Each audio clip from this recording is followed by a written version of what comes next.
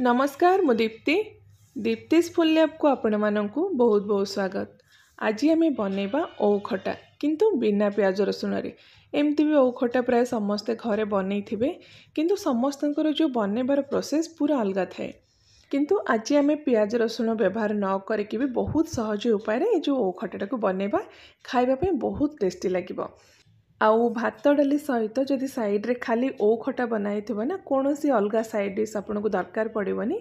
बहुत शांति लागिबो खाइबा पई। आशा करूची रेसिपी पसंद आसीबो समस्तंकु। शेष जाय वीडियोटी देखंतु। देखि सारला परे जदि आपनको रेसिपी पसंद आसुची प्लीज वीडियो को लाइक आउ शेयर कर दियंतु। चैनल नुआ देखुथिले चैनल को सब्सक्राइब करिया पई बिल्कुल भी भूलंतुनी। तो ओउ खटा बनेबा पई फर्स्ट एठी देखंतु दीटा मीडियम साइज रो मु नेइची ओउ। आउ ए जो ओउटा ना सबु जगह रे बा सबु सीजन रे मिलेनी। सेप्टेम्बर रु नेकी जनवरी बा फेब्रुआरी जाए बा सेई भितरे सेई टाइम पीरियड भितरे ओउ देखिबा को मिले। तो फर्स्ट और मेन जिनस हला ओउटा को आपण केमती काटिबे। काटिबा बहुत सहज किंतु ओउ रे जेहेतु टिके लाळु अंश थाए काटिबा पई असुविधा हुए।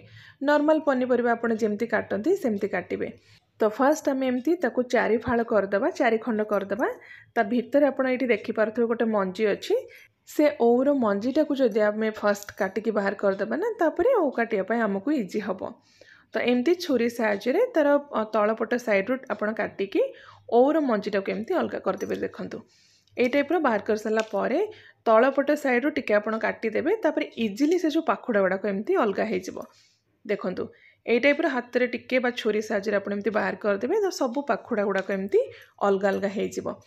तो ए टाइप रो दीटा जाको ओउ को आपण काटिकी तार मंजी को बाहर कर देबे। तापरे सब पाखुडा गुडा को एमती सेपरेट कर देबे। तापरे हम कोन करबा ना ओउर जो ऊपर पट साइड अछि से चोपाटा को हम एमती गोटे पिलर साहाय्य रे काटी दबा बा काटिकी बाहर कर दबा। तो एठी दीटा जाको ओउर सब पाखुडा बाहर करके तार चोपा सब मु काटी देइची। तो एबे आमे ओउटा को छोट छोट स्लाइस रे काटी दबा। फर्स्ट आपण गोटे ओउर पाखुडा को नेकी एमती पतला पतला करके स्लाइस करके काटी देबे। बेसी मोटा स्लाइस करिवेनी कि बेसी पतला भी करिवेनी, टिके मीडियम थिकनेस रखिकी एमती पतला पतला करके काटी देबे। तो एठी देखंतु सब ओउ को मु काटी देइची। आ ओउ को काटिबा पूर्वरु मु धोई देइथिली। जदि आपण धोई नथिबे तो भलो भाबरे ताको आपण धोई देबे। तो नेक्स्ट टाइम कोन करबा ना गोटे कड़ाई गरम करके सेथिरे गोटे चमच पान मोहरी आ आधा छोट चमच आमे मेथी देकी ताको टिके समय पई बा बासना आसीबा जे लो फ्लेम रे भाजी दबा। कड़ा करके भाजीबा एठी दरकार नाही। आ जते बेले सेथिरो टिके बासना पळे आसीबो ता परे आमे से जो मेथी आ पान मोहरी को गोटे अलगा जगह को बाहर कर देबा। आ एटा पूरा जते बेले ठंडा हे जिवो ता परे आमे हेमदस्ता रे हो बा ग्राइंडर जार रे ताको पाउडर कर देबा। तो एटा बे आमे साइड रखि देबा। आ सेम पैन रे आमे गरम करबा 2 बड़ चमच सोरिष तेल जगह रे आपण रिफाइन तेल भी नै परिबे। तेल टिके गरम हे सरला परे सेथिरे आमे दे देबा गोटे चमच पंच फुटण। छोट चमच मु एठी पंच फुटण नेची। तापर अल्प टिके हिंगु दे देबा। ताको आमे लो फ्लेम रे ए जो फुटणटा फुटिबा जाय भाजीबा। फ्लेम मु एठी लो रखिची। आ जते बेले सब फुटण हमर फुटी जिवो ना तापर अल्प टिके कड़ी पत्ता बा हमर जो भृसंग पत्र दे देबा। ता सहित जो ओउ आमे काटी के रखिथिले ताकू देकी टिके एपट सपट करके आमे गोटे रु 2 मिनिट पय एठी मीडियम फ्लेम रे भाजी दबा। किंतु ता पूर्वरु ओउर परिमाण देखिकी आपण बा स्वाद हिसाब रे लूण एथरे ऐड करिवे। ता सहित एठी आधा छोटी चमच मु नेची हळदी गुंड, गोटे चमच नेची काश्मीरी लंका गुंड, राग लंका गुंड भी आपण एठी यूज करि परिबे। तो एबे आमे एटा को मीडियम फ्लेम रे पाखापाखि 2 रु 3 मिनिट पय एठी भाजीबा। किछि प्रोसेस रे बा केही ओउटा को आगुरु सिझे के एमती खट्टा बनै थांती किंतु आगुरु सिझेबा बिल्कुल भी दरकार नाही। आपण डायरेक्ट एमती ओउ को देकी फुटण सहित भाजीबे तार टेस्ट बहुत बढ़िया आसीबो। तो 2-3 मिनिट एमती भाजी सरला परे सेथिरे आमे 2 कप पाखापाखि पानी देकी ताको भलो भाबरे एमती गोटे थरा मिक्स कर देबा। तापरे कवर करके एठी 8 रु 10 मिनिट पय मीडियम फ्लेम रे एटा को कुक करबा। आ सेई टाइम भीतर आमे गोटे मसला बनेबा। जोथि पय देखंतु एठी छोट खंड अदा मु नेची।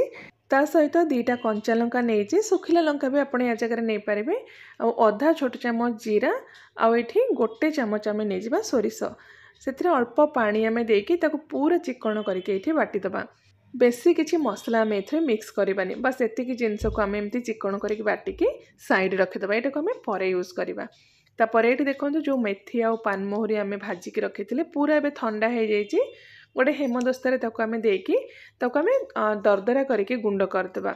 पूरा फाइन करेंगे टिके खंड खंड रहा दरकार जदि आप चाहिए ग्राइंडर जार भी पल्स मोड्रे आप ग्राइंडिंग करेंगे देखो ये टाइप टिके खंड खंड रखिकी पाउडर बनईदेवे तो यहाँ को भी साइड रखीदे आ नेक्स्ट पाखापाखि 10 मिनिट पर ये देखूँ जहाँ भी पानी आम एते सब सुखी जाइए आउटा आमर ये पूरा सिझिकी नरम हो जाइए गोटे आपन को चेक करके देखा देखूँ चामच आप प्रेस करेंगे जदि नरम लगे ताले जानबो जे ओ आपनकर सिझीगला जदि टिके टाण लगुच तो आउ अल्प पानी देकी ताको आउ किछि समय पई आपण सिझे देबे तो ये ओटा आमर पूरा सिझी जाइए तो एबे हम कौन करवा ना जेकोसी एमती गोटे हेवी जिनस नहीं कि किछि ओ को आम एमती ताको भल भाव में मैश करदबा एइथिरे कौन हम ना जो ग्रेवीटा यार बनइबो सेटा टिके थिक बनइबो तो एमती जेकोसी गोटे हेवी जिनस आपण ताको भल भाव में एमती हल्का छेचिकी मैश करदेबे तो एबे जो मसला आम बाटिकी रखी सब मसला को आम ए मिक्स करदबा ता सहित से जो मसला जार रे पाखापाखि 1.5 कप पानी बा जी आपन को ग्रेवी दरकार से हिसाब से पानी एथरे ऐड करेंगे मुझे गोटे कप रु 1.5 कप पानी नहीं ता सहित मीठा पाई आम एथरे ऐड करवा गुड़ गुड़र परिमाण सेमती आपन को जेतिकी मीठा पसंद से हिसाब से आप मिक्स करेंगे मुझे गोटे कप रु टिके बेसी गुड़ नहीं जेहेतु ओटा बेसी खट्टा लगे से गोटे कप प्लस 1/4 कप ये नहीं गुड़ ताको भल भाव में एमती गोटे थर मिक्स करदबा तापर कभर करके गुड़टा आमर मेल्ट हवा जाए ये कुक करवा 5 ରୁ 7 मिनिट भितर आमर ये रेडी हो तो ये मुझे कभर कर दूची 5-7 मिनिट मीडियम फ्लेम आम ये कुक करवा तो 5-7 मिनिट पर ये देखूँ जो गुड़टा आम ए से सब मेल्ट होगी पूरा बढ़िया से ग्रेवी सहित मिक्स हो जाइए आउटी ग्रेवीर कंसिस्टेंसी देखूँ टिके आपन को वीडियो रे पतला लगुथबो किंतु जेतेबेले ये टिके ठंडा हो ना ऑटोमेटिक ये बहलिया हो तो किसी प्रोसेस रे ए स्टेज रे ग्रेवी को बहलिया करने से माने थिकनर यूज करती